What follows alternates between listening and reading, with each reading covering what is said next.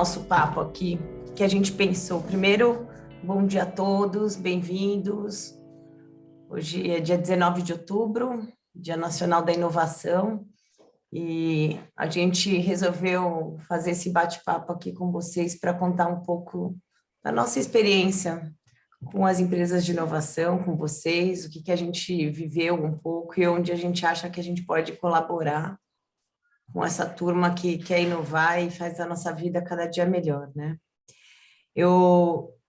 A gente trouxe aqui um time super especializado que eu vou apresentar daqui a pouquinho para vocês, mas uma das coisas que a gente pensou em contar um pouquinho rapidinho dos casos, né? Porque cada sociedade vai ter uma história diferente. Tem alguma receita de bolo, mas não funciona sempre igual para todos, né? Então, ontem a gente batendo papo pensou, puxa, desde o dia que a Netshoes apareceu lá no escritório, há 15 anos, os dois meninos, o Márcio e o Agop, que tinham uma loja de vender tênis na Maria Antônia, eles vieram receber um aporte de capital gigantesco da Tiger, outros fundos internacionais. E eu falei, mas gente, o que está acontecendo? É uma loja de sapato, né? E na época acho que a gente não atentou para o valor que tinha aquela inovação, né? Vender tênis de forma barata, rápida, eficiente, com uma logística incrível. Aqueles meninos saíram da Maria Antônia e foram fazer IPO no exterior. Foi incrível a história deles. Depois a gente viveu lá no passado também a história da Elemídia, recebeu vários aportes de fundos internacionais, fez todo o planejamento para ser vendida lá fora e chegou abril e falou para a gente, eu quero comprar, mas eu compro aqui no Brasil. Então, toda a estrutura colapsada, desmontada para fazer a venda como o credor quis, como o comprador quis, né, na verdade. E assim, são histórias diferentes, algumas planejam o IPO lá fora, foi o caso da Enjoei, querida cliente nossa também. Mês passado teve a venda da Elo 7, uma empresa de artesanato incrível, foi vendida por mais de 1 bilhão, 1,1 bilhão, a gente vendeu para o Etsy. Então, cada uma teve o seu percurso, depende dos fundos, depende do investidor, depende dos fundadores, depende do momento do mercado. Mas todas elas têm que seguir. Eu vou tentar não escapar, porque a produção aqui pediu para eu falar do ciclo de vida das startups, e a gente vai voltar para sempre falar a formação e os cuidados que tem que ter. Mas acho que uma das últimas coisas que me chama a atenção é a gente pensar no Nubank, que é um dos incríveis que passaram pelo escritório também, e o David Vélez, que todo mundo conhece, ainda manda livro, né, para assinar, tem que assinar livro de presença, porque existe. Então, por mais que a gente esteja num momento até bom, uma regulamentação nova, um marco legal novo, tem bastante legislação e regulamentação nova tentando facilitar, a gente tem que prestar atenção em várias coisas para fazer o crescimento, fazer a startup ser aquela que esteja pronta para o que vocês quiserem, para realizar o sonho de cada um de vocês. E aí, para falar um pouquinho, a gente vai tentar fazer isso aqui, uma coisa de 45 minutos, para falar da parte societária, eu vou deixar com o Mário Fiorati, que vai coordenar a maior parte da discussão, Juliana Nunes, para falar da parte fiscal, Vanessa Pirró, para falar da parte de propriedade intelectual, e o Paulo Chuba, para falar da parte trabalhista, que também, todas essas áreas são super importantes, eu acho que a gente separou as 4 áreas-chave para prestar atenção. Então, bem-vindo. A hora que vocês quiserem, mandem no chat perguntas, comentários, o que vocês quiserem, e assim que eles acabarem, a gente consegue abrir os microfones para todos, tá bom? Bom proveito. Obrigada, Mário, vou deixar com você. Legal, obrigado, Karen. Pessoal, sejam muito bem-vindos, bom dia a todos. Vamos começar a contar aqui, como a Karen falou, o ciclo de vida de uma startup, né? Desde o comecinho da ideia até lá o sonho de todo mundo, IPO, venda e tudo mais. O primeiro passo aqui, como já adiantei, é, de fato, ter uma ideia, né? Acho que todo mundo aqui que é empreendedor, quer começar uma startup, sabe que esse é o primeiro passo aqui. Tem que ter uma boa ideia, ela tem que ser, pelo menos em algum aspecto, inovadora, né? E também tem alguns outros aspectos super importantes aqui. Ela tem que ser escalável, né? tem que poder crescer, e isso é super importante.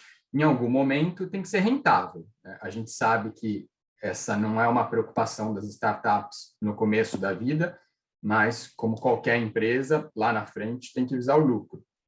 Em algum momento aqui, ela tem que, o business tem que dar lucro de alguma forma, né? E essa ideia, Mário, ela costuma ser o ponto de partida da startup. E geralmente são desenvolvidos ativos e sistemas para concretizar essa ideia.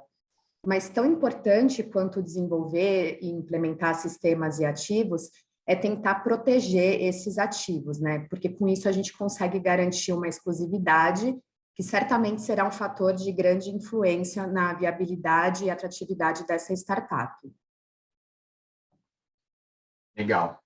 A gente pode entrar no próximo passo já, que depois de se ter a ideia, o fundador, aqui o empreendedor, começa a buscar alguma ajuda, né? Nesse primeiro passo aqui, ainda não existe um CNPJ, uma empresa constituída e tudo mais, então a gente ainda não está olhando para investidores. O investidor nem vai ter onde colocar dinheiro, nem existe conta bancária, né?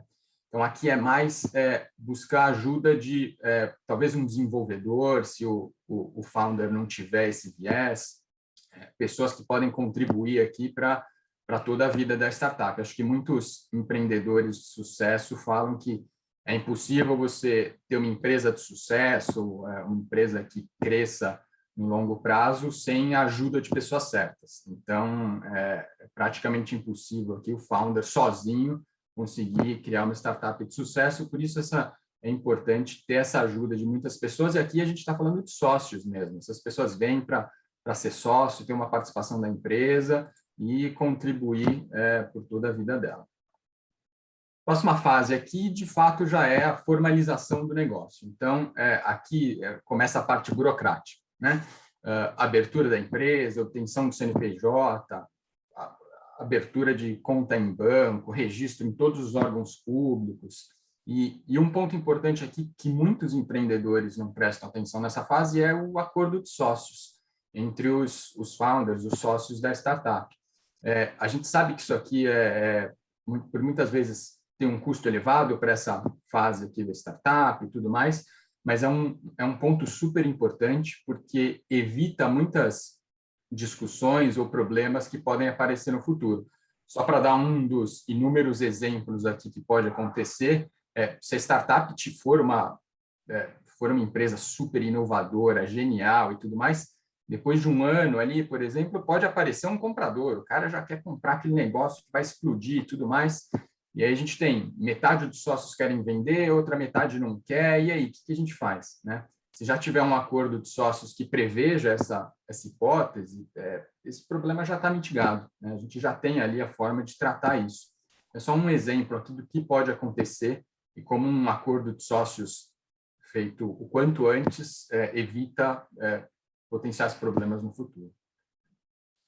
E nesse momento, também é muito importante a gente olhar para a questão que eu falei da proteção dos sistemas referentes à ideia central da startup. A nossa legislação, ela prevê diferentes formas de proteção para diferentes tipos de ativo de propriedade industrial e intelectual. Então, a gente tem, por exemplo, o registro de marca, quando a gente fala de uma expressão ou de um logo que identifica um produto ou um serviço e aquele que fornece esse produto ou serviço. O registro de patente, quando a gente está falando de uma invenção. Registro de nomes de domínio, quando a gente fala de endereço de internet. E também a proteção ao software.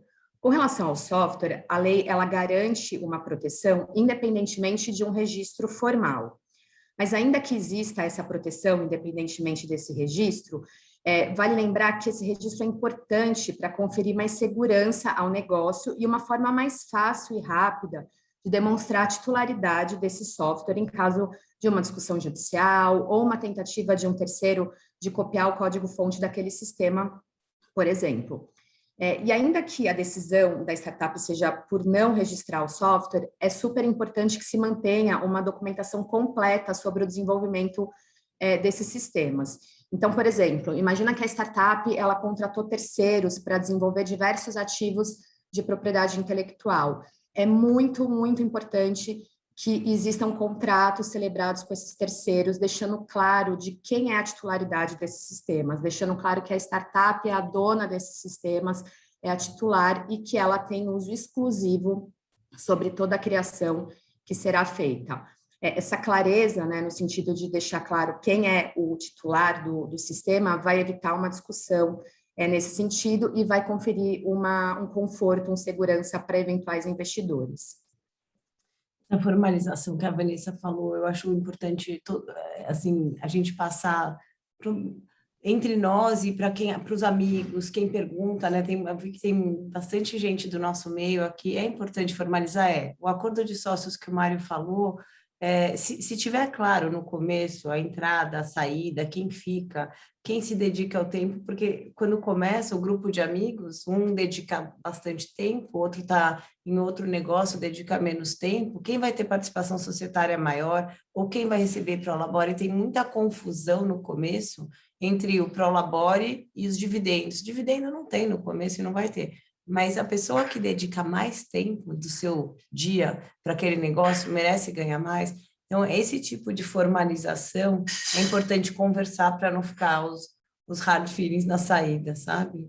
Desculpa aí te interromper, Mário, mas o acordo de sócios e a cessão da propriedade intelectual eu acho que tem que fazer mesmo. São super importantes, né? E aqui a gente já tem também um outro aspecto legal de se olhar nesse momento, que é o business plan, né? Business plan, acho que tem dois objetivos super importantes aqui. O primeiro, que todo mundo sabe, o investidor que vai entrar, a gente já fala sobre isso, mas ele quer ver um business plan, né? Ele quer conhecer qual é o plano aqui dos founders e tal, para entender melhor o negócio, né? Só que tem um outro aspecto do business plan que é muito importante para a startup, que é para ela própria, né? É muito legal para os founders seguirem isso, porque o business plan ele consegue responder aqui onde que os founders querem chegar, quando eles querem chegar e como. Então, eles têm aqui um trilho no business plan que eles conseguem saber se eles estão indo melhor, pior, se estão se desviando do que eles tinham previsto inicialmente. Então, isso pode ser muito útil para ao longo aqui da vida da startup também. E quando a gente fala de business plan e a gente está já numa fase de formalização do negócio, é na fase de começar a pensar na parte chata, mas que é extremamente importante, que é a parte fiscal do negócio, tá? E aqui a gente tem dois flancos para avaliar numa startup, seja regime de tributação, lucro real, lucro presumido, simples, e isso vai depender de projeção de lucratividade, de projeção de custo e qual sistema que se adapta melhor para aquela sociedade no determinado momento, isso é algo que evolui com o tempo. Mas também vem a pergunta de onde se instalar, principalmente quando a gente fala de startup com base tecnológica e com inovação em tecnologia. O que a gente vê nos últimos anos é uma movimentação muito grande de lei federal, estadual e municipal de incentivo para as startups de base tecnológica, justamente para atrair essas empresas para se instalarem no determinado município. Então, a gente tem exemplo clássico como Porto Digital, em Recife. Você tem incentivo aqui perto, em Campinas, também, que os municípios eles estão tentando atrair as startups de base tecnológica, fazendo o quê? Reduzindo base de ISS, dando isenção por um determinado período, até total, dependendo da metragem, para IPTU. Você tem incentivo de legislação federal também, região de Sudão, Sudene, esses são incentivos bem antigos já, também, de redução de imposto. Você tem créditos de ICMS. Então, enfim, neste momento de um business plan, é um momento de a empresa olhar para si e dizer qual que é a nossa base tecnológica, com o que vamos tratar e onde a gente pode se instalar para ter um custo fiscal, um benefício fiscal e um custo de uma redução em custo tributário da operação. Então, essa é uma fase importante também para pensar nisso. Bom, já pode passar para o próximo passo aqui, que a startup já está formalizada e tudo mais, então ela começa a contratar pessoas, né, para conseguir começar a crescer. Paulo aqui acho que pode contribuir bastante nesse ponto. Sim, Maria, que a gente nota que a ideia já saiu do papel, a empresa já está constituída e é inevitável você contratar colaboradores e também serviços, porque o negócio vai ter que girar. Como a Karen até antecipou, realmente, né, você pode eleger diretores estatutários que receberão Prolabore, que estarão inseridos, né, nessa gestão mesmo da empresa, como também contratar empregados e também empresas pré-constituídas para prestar um serviço. E antes a gente tinha aquele grande debate, né? Quais atividades teriam que ser exercidas por empregados e quais atividades poderiam ser exercidas por empresas, né? E a reforma trabalhista, ela pôs fim a essa discussão. Ela determinou que a atividade fim, sim, pode ser prestada por prestadores de serviços, por empresas pré-constituídas. A gente teve recentemente um grande aumento de MEIs no mercado, inclusive em plataformas digitais, né?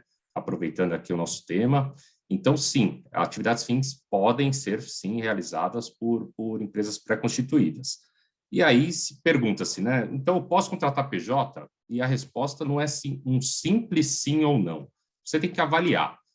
Até porque no mercado a gente vê que algumas pessoas, algumas empresas sequer se submetem, né, a serem contratadas como empregados. E você vai precisar, sim, de mão de obra qualificada.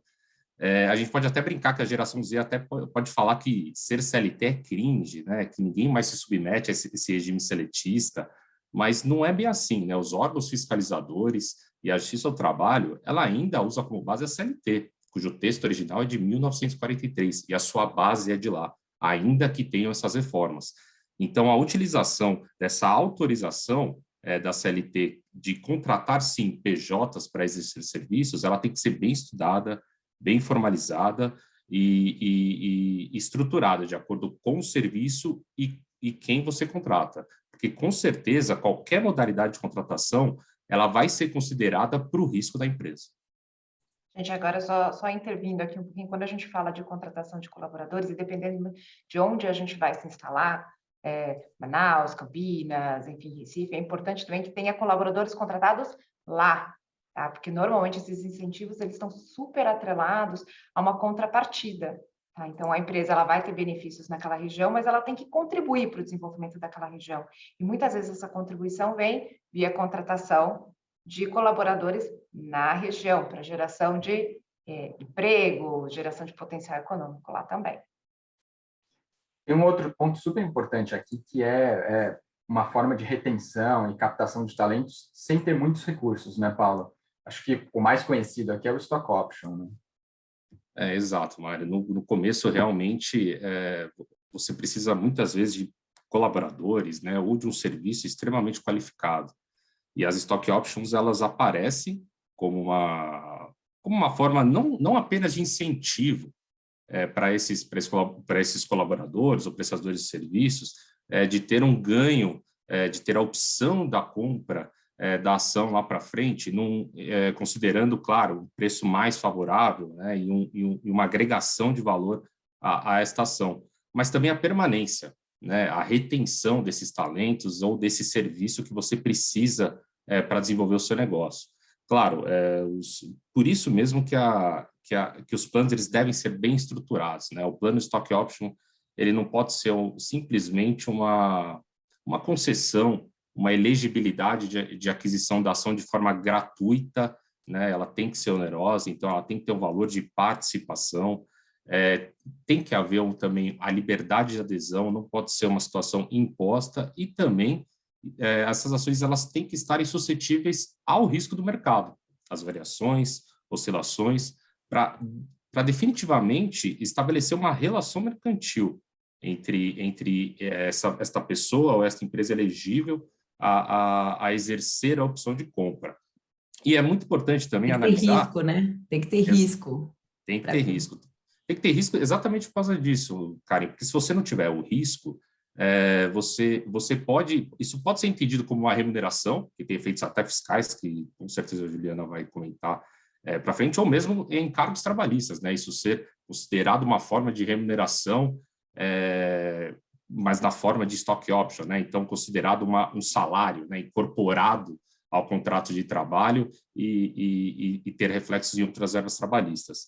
Então, sim, tem que obedecer a esses requisitos e também, e não só isso, né? Tem também que ser considerado o tipo de ação que vai ser concedida ou vai ser ofertada, né, para essas pessoas que vão participar, até porque para verificar quais são os tipos de ações, se elas terão participação na gestão ou não. Então, o plano de ação não é tão simples, ele tem que ser muito bem estudado, estruturado e, com certeza, ele vai ser revisado ao longo do tempo.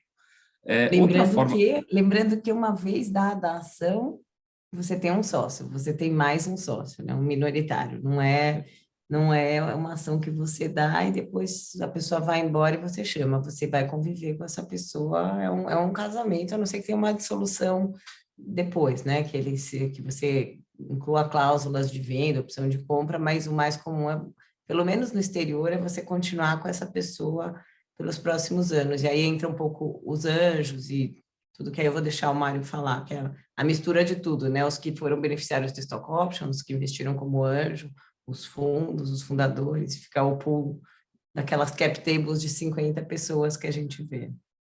Exato, essa estrutura inicial é muito importante. E em relação também, não só a stock option, mas também tem um instrumento que é muito utilizado, né? Só que esse é voltado para os empregados seletistas, que é o PLR, né? A participação nos lucros e resultados. Ele é um instrumento que ele é formalizado por meio de convenção coletiva ou acordo coletivo, muitas convenções coletivas até já têm a previsão de aplicação. Ele é um instrumento que ele tem um período determinado, então a cada renovação pode ser alterado, renegociado, e principalmente não despenderá uma verba inicial. Por quê? Porque as metas de um plano, de um programa de participação dos resultados, eles têm metas objetivas e globais, dependerá então do resultado objetivo. Então, por isso que também se torna um instrumento atrativo para você conceder uma remuneração variável que não incorpora encargos trabalhistas, também não é considerado para encargos previdenciários, contudo, sim, ele é submetido a imposto de renda com alíquotas mais favoráveis, mas também é submetido a imposto de renda. Então, também é uma forma de remuneração variável atrativa que dependerá de um resultado positivo e será pago apenas no futuro. É que quando a gente fala de plano de remuneração, a gente fala de stock option, as pessoas brilham, né? A gente recebe os clientes falando, olha, eu recebi stock option, e quando que eu pago o imposto? Recebi e vou pagar só quando vender? Qual o valor que eu pago? Os stock options, eles variam de plano para plano. Tem o stock option regular, tem as RSUs, tem phantom shares, tem vários tipos de planos de incentivo, e o Brasil ele não tem uma tributação, uma legislação específica para isso. Tá? Então, é realmente uma avaliação de caso a caso para saber se você tributa quando recebe as ações, se você não tributa, se você tributa só na venda e por qual valor. Tá? Em geral, quando você recebe ações de graça e você vai vender elas lá na frente, tende-se a considerar essas ações recebidas de graça como uma remuneração. Tá? Por mais que elas sejam ações e elas não sejam dinheiro no bolso efetivamente naquele momento, seria uma forma de você ser remunerado por um determinado trabalho. Tá? E aí, quando você vender aquela ação, a diferença entre o valor que você ganhou e o valor que você vendeu seria também tributável, só que como ganho de capital. Então, tudo isso varia muito de plano a plano, da forma como ele é concedido. Então, os stock options não são uma opção mágica para você receber uma determinada ação ou uma remuneração indireta não sujeita à tributação. Tá? Ela precisa ser avaliada no contexto, se existe cláusula que não te permite vender por um determinado período, que é o chamado do lock-up, quanto que você paga para entrar, se o preço é razoável, se é irrisório, se é um preço compatível com o de mercado, com algum desconto. Então, tudo isso tem que ser avaliado para saber como tratar essas stock options, tanto na pessoa física, como na pessoa jurídica que está concedendo também. Tá? Tanto numa empresa brasileira que concede as stock options, como às vezes ela concede a stock option e depois é reembolsada do exterior. Então, tem todas essas variáveis que precisam ser avaliadas. Muito bom. A gente pode ir para o próximo passo já, que é a primeira captação de recursos. Aqui a gente tem algumas formas de captação de recursos, né? Então, a gente tem os chamados os 3 Fs, né? Que é Family, Friends and Fools. E aqui o Fools é uma brincadeira de mercado e tudo mais, que são os tolos que investem em uma startup que está no seu estágio super inicial e tudo mais, porque, bom, a gente sabe, startup é um negócio de risco, né? E as que estão em um estágio muito inicial têm, de fato, um risco maior de não dar certo, não chegar, não ter esse sucesso no futuro. Então, essa brincadeira do mercado aqui, de tolos, no melhor sentido da palavra, se existir, né? mas de que quem investe em startup nesse momento aqui é um tolo, mas a gente sabe que existem muitos investidores anjos e tudo mais, que investem nesse estágio de startup, sabendo desse risco e tudo mais, mas com o objetivo ali de uma ou outra dar certo no futuro e ganhar muito dinheiro com isso, né? Existem outras formas também de captação no early stage aqui das startups, são, né, essas plataformas de crowdfunding, a gente vê esse mercado crescendo muito, ou até fundos de venture capital de early stage mesmo, né? Existem alguns que investem nessa fase. Um outro aspecto importante para os founders terem uma preocupação aqui e que vai seguir eles para toda a vida da startup, né? É medir vantagens e desvantagens de alguns investidores, de formas de captação. Então, para dar um exemplo aqui, a gente pode ter investidores que colocam um valuation lá em cima da empresa, mas que não tem o bolso tão grande assim, colocam menos recursos. Ou o contrário, né? Colocam um valuation mais baixo, só que tem um volume grande de recursos, tudo mais. Então, os founders sempre têm que medir aqui as vantagens e desvantagens de cada aspecto. A gente vai falar um pouco mais disso mais lá para frente, porque, como eu falei, isso aqui vai seguir a startup para toda a vida dela. Tem uma coisa importante aqui. Desculpa, Mário.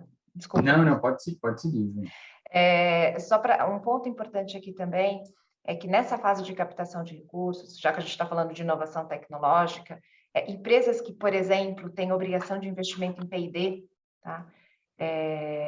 Grupos grandes que têm que destinar uma parte das receitas dela, um determinado percentual, para investimentos em tecnologia, elas podem também fazer esses investimentos em empresas de base tecnológica, tá? Então, aqui, só para dizer que quando a gente fala de captação de recursos, a gente fala não só de investidores institucionais, vamos dizer assim, investidor anjo, mas também de empresas que precisam fazer investimentos em pesquisa e tecnologia e optam por investir nessas microempresas, nas empresas menores que estão em desenvolvimento de alguma base tecnológica. Então, é uma forma de captar recursos também. Legal, Ju. E a gente tem também algumas formas de captação de recursos, né? Algumas formas como os investidores investem nas startups, que acho que a mais conhecida, as pessoas que já estão nesse mercado sabem que isso é feito muito por forma de mútuo conversível, né? E por que isso? Principalmente pela insegurança jurídica no Brasil. A gente sabe muito bem que ser sócio numa empresa no Brasil tem um grande risco, né? De uma startup que tem um risco alto de não dar certo, essa insegurança é maior ainda. Então, o investidor ele se protege por meio do mútuo conversível. Ele coloca o dinheiro na startup, mas ele não é sócio, ele é só um credor. E se ela der certo lá na frente, estiver crescendo bem e tudo mais, ele consegue converter esse crédito em participação. É por isso que o mútuo é muito usado para investidores em geral, para as startups no começo da vida. Esse contrato de mútuo, Mário, hoje em dia ele está ficando cada vez mais sofisticado e ele é muito usado, como o Mário falou, ele vai ficando cada vez mais sofisticado, porque ele prevê a fórmula de conversão, ele prevê que se entrarem novos mutuantes, novos investidores, ele tem direito de acompanhar, ninguém pode subscrever por um preço melhor que o dele, ou ele tem direito de acompanhar. Esse instrumento, o mútuo conversível, ou SAFES, né, Mário, que também é outro utilizado, está sendo usado cada vez mais até o investidor ver se a empresa vai dar certo, acreditar e, ao mesmo tempo, não correr risco nessa fase inicial, né? É um contrato que pode, inclusive, ser vendido, né? Pode ser. Sim, cedido. interessante, Ju, a gente Ele fez pode isso ser agora. vendido também. Então, é engraçado, quando a gente pensa em empréstimo, você pensa em empréstimo com devolução, porque no fundo é isso. Mas é um contrato que pode ser cedido e tem previsão para a cessão dele. Exato, você cede diretamente o crédito sem passar pela companhia, cede o crédito de investidor para investidor. Os que acreditam compram o crédito e a tributação é a mesma, né? É tributação como ganho, mas é uma tributação regressiva também.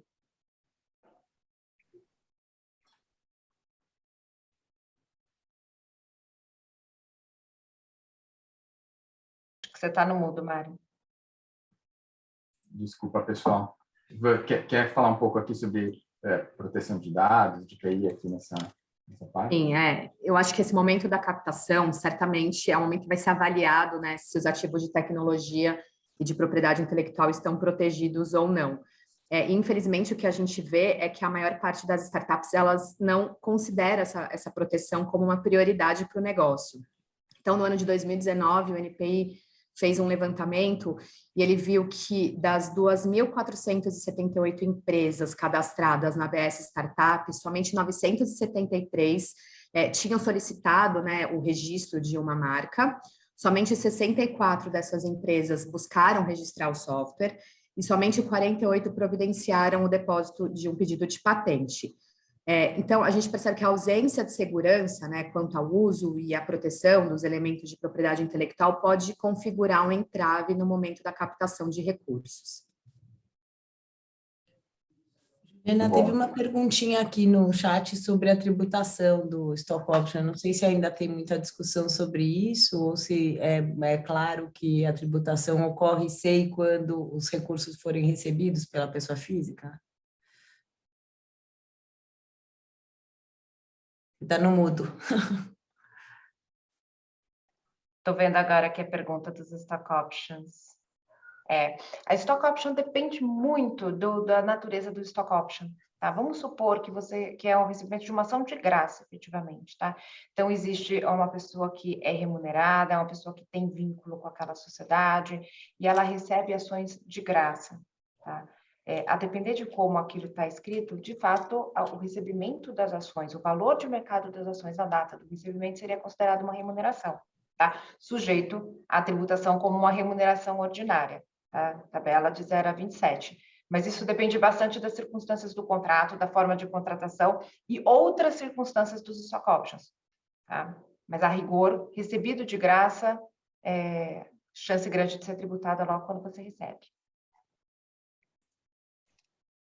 Seguindo aqui, pessoal, vamos avançando na vida da startup. Então, o próximo passo aqui, já teve a captação e tudo mais, o business começa a mudar um pouco, né? Então, a gente já tem alguns investidores, tudo mais, e muitos desses investidores exigem aqui uma governança corporativa melhor e tudo mais. Então, nesse momento, muitas vezes, a startup já tem um conselho de administração, né? Alguns desses investidores podem exigir aqui ter um membro do conselho de administração, para ter aqui no conselho as discussões mais macro da startup, os rumos para onde ela vai seguir e tudo mais.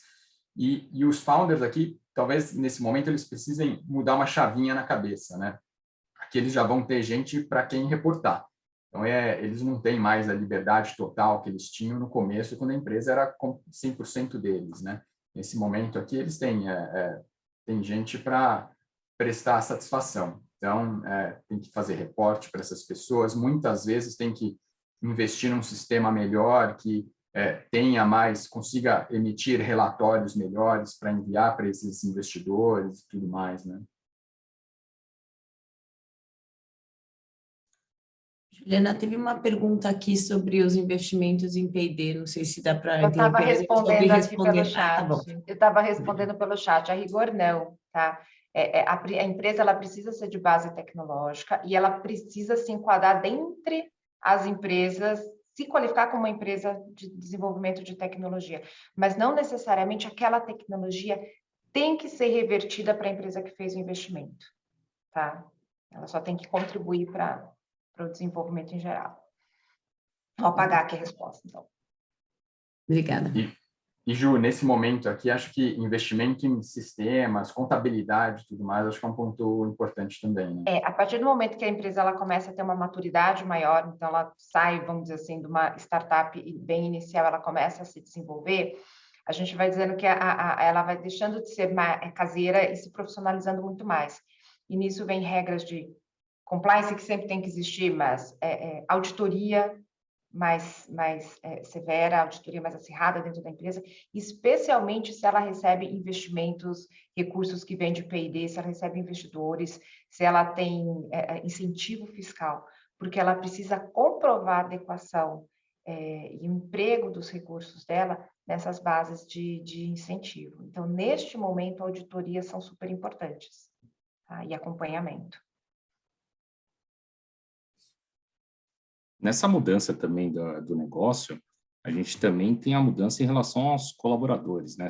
Porque se a cultura organizacional, antes ela seguia a filosofia, né, dos fundadores, dos seus líderes, agora, com o aumento da demanda, ou mesmo com o aumento de pessoal, torna-se possível, até por questões de compliance já foram mencionadas, ou até por dar um reporte para outras pessoas, que não mais os fundadores, né?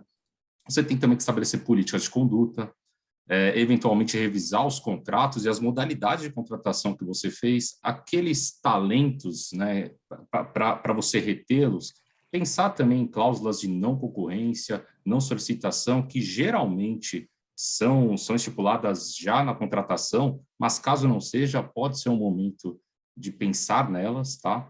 E também alguns aspectos da rotina, do dia a dia da prestação de serviços. A reforma trabalhista, ela trouxe algumas inovações, como, por exemplo, na jornada de trabalho. Antes, você só poderia estipular banco de horas se você fizesse um acordo com o sindicato ou fosse autorizado por convenção coletiva. E hoje a CLT já autoriza o banco de horas de forma individual, desde que respeitado um prazo máximo de 6 meses de compensação. O home office, o teletrabalho, também, apesar de já existir, né, mas a gente viu que na pandemia teve um grande boom, todo mundo passou a trabalhar de casa, claro, exceto algumas atividades essencialmente presenciais, e você também teve uma regulamentação nesse sentido que já vinha sido aplicado com a reforma trabalhista de 2017. A reforma trabalhista ela até estabeleceu que o teletrabalho seria aquelas atividades preponderantemente feitas fora das dependências do trabalho e que poderiam ser isentas de qualquer controle de jornada e por meio de tecnologias de informação e comunicação. Mas ela também exigiu que isso fosse formalizado. Então, a simples conversão do regime presencial para o regime teletrabalho e vice-versa, sim, é importante que ele seja formalizado. E um outro aspecto que foi estipulado pela CLT é que você não precisa controlar controlar pelo menos a jornada, as horas de entrada, saída, o intervalo nas atividades feitas pelo teletrabalho ou em home office. Contudo, se for possível e se for efetivamente auditável, né, essas horas de trabalho, tem que ser analisado se não vale a pena você passar a estabelecer esse controle, para que você não tenha nenhuma surpresa ou nenhuma alegação. Então, home office, teletrabalho, talvez não seja simplesmente você poder ficar em casa de camisa, bermuda e chinelo, não que eu esteja assim, mas é também você formalizar isso, tomar bastante cuidado neste controle e também usar essa ferramenta, que é uma ferramenta extremamente útil. A CLT ela sofreu algumas flexibilizações para ajudar mesmo a demanda do empresário e também garantir que o trabalhador tenha segurança. Então, é importante usar isso com bastante cautela, principalmente hoje que a gente está passando do presencial para o remoto, ou do remoto voltando para o presencial de forma híbrida até, né, trabalhando nos dois lados. Então, o que vai prevalecer é a jornada que for realizada de forma preponderante, como a própria lei diz. E isso tem que ser analisado caso a caso. Outro ponto de atenção aqui são as questões relacionadas à privacidade e proteção de dados.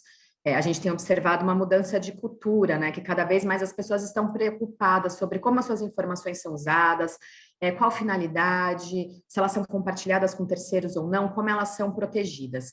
Então, é muito importante você ganhar a confiança dos titulares dos dados e você apresentar informações claras e precisas sobre como você vai realizar o tratamento dos dados pessoais dessas pessoas, né? Então, é importante que a startup pense em privacidade desde o início da sua operação. Isso vai garantir uma efetividade nas operações da startup e vai também permitir que ela evite custos lá na frente de ter que fazer uma adequação completa, caso ela já tenha pensado em privacidade desde o início das suas operações, né?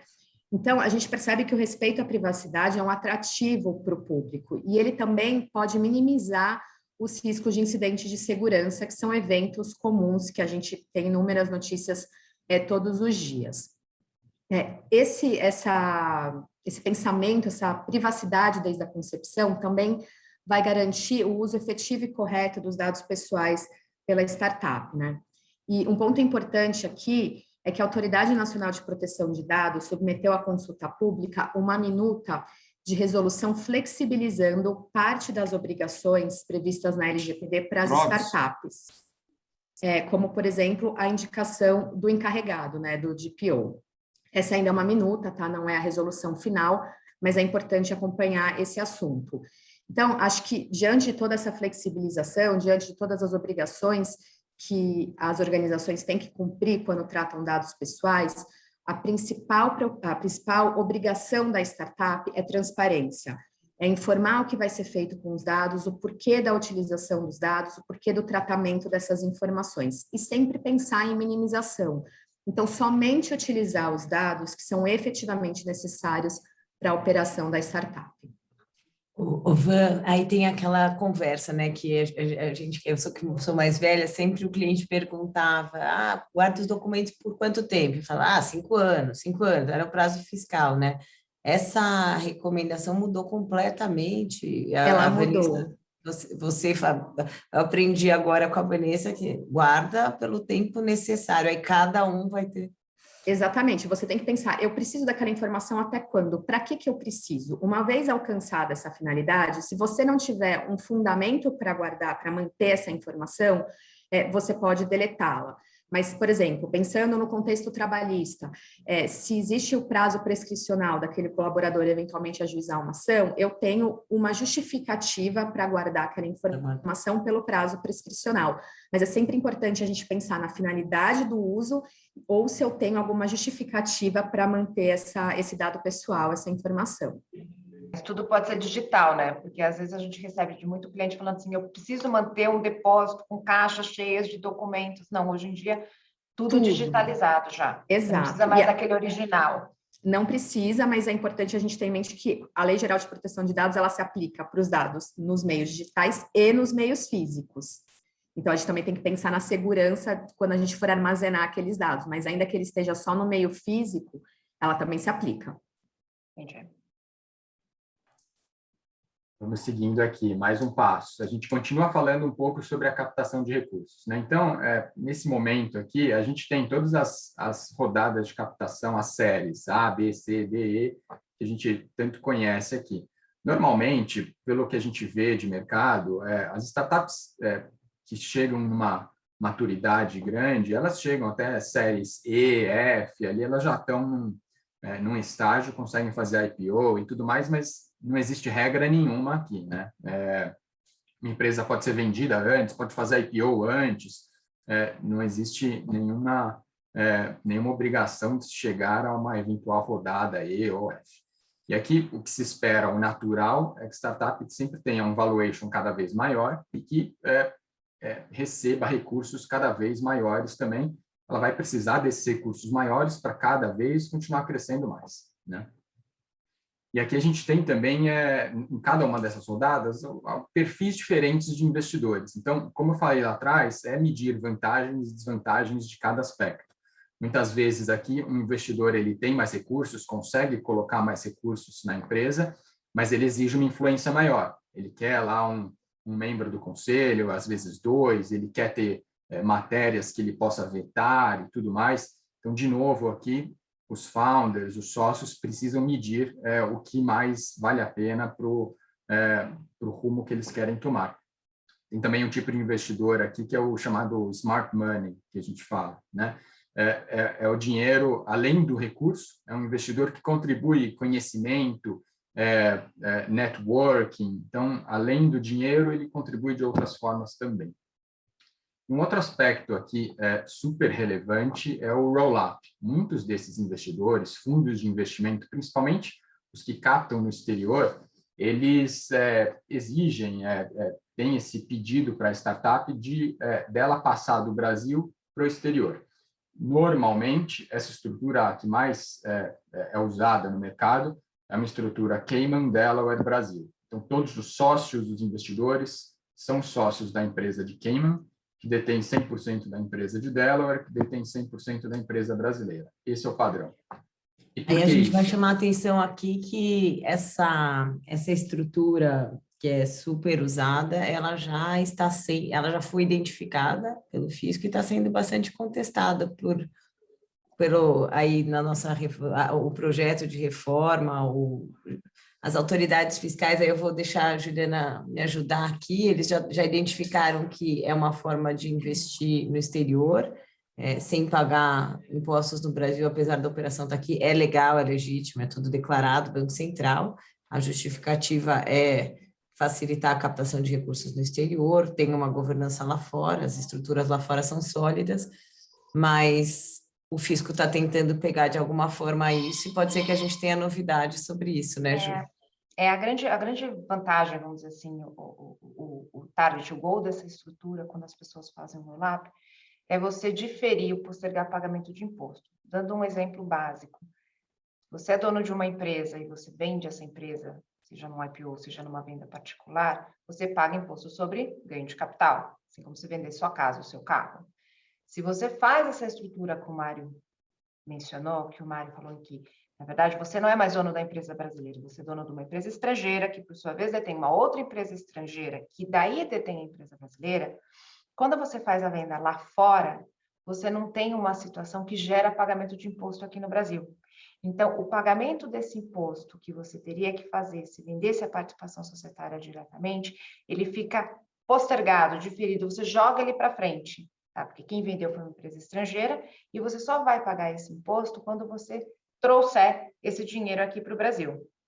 Como que a reforma tributária está tentando pegar isso? Tentou com uma forma mais direta lá no começo, na primeira versão do projeto. Primeiro, tributar as vendas indiretas, porque isso é uma venda indireta, tá? É uma pessoa, uma empresa estrangeira vendendo uma outra empresa estrangeira, mas que, na verdade, o objetivo é vender uma empresa brasileira, é a venda indireta. A outra forma é a tão falada CFC, ou tributação de lucros no exterior de pessoa física. Então, é o fisco fazer com que todo mundo, toda pessoa física, no dia 31 de dezembro de cada ano, olhe para os lucros que a empresa dele no exterior tem e ela tribute pelo imposto de renda. Tá?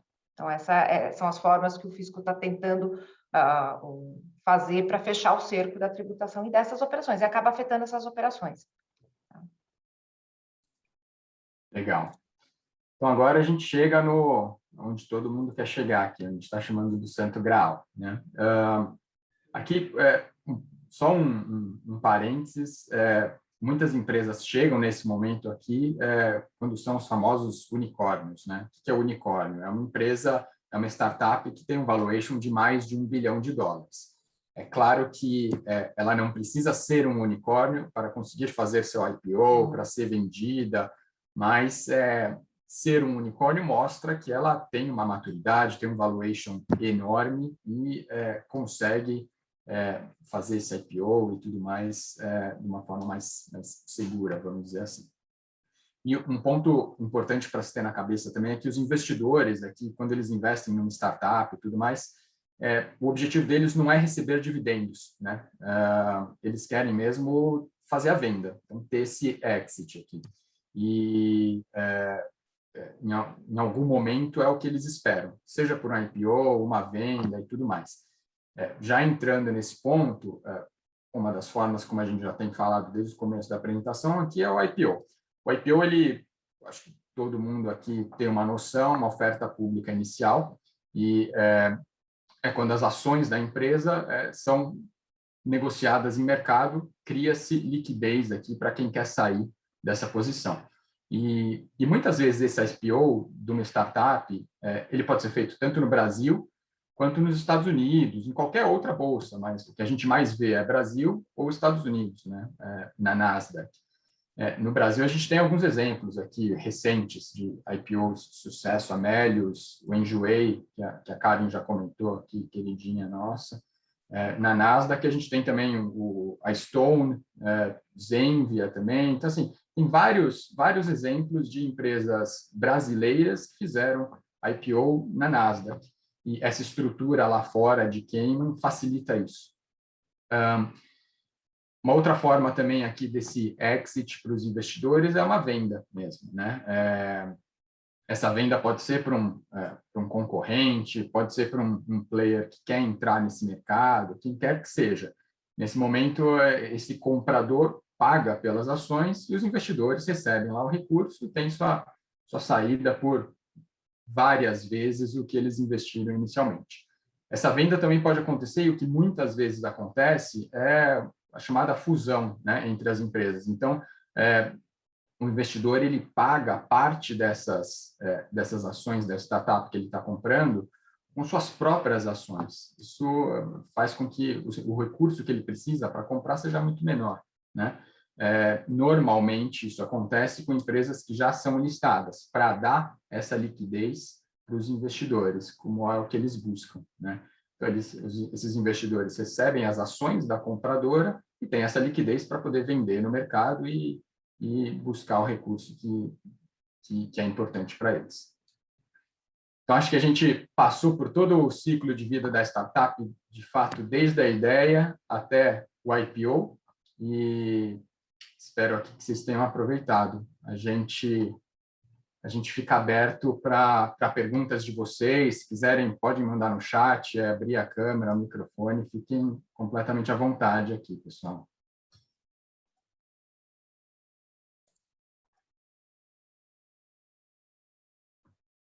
Quiserem mandar e-mail também, conversar depois, fiquem super à vontade. Nossos contatos estão aqui na tela. A gente colocou os contatos aqui.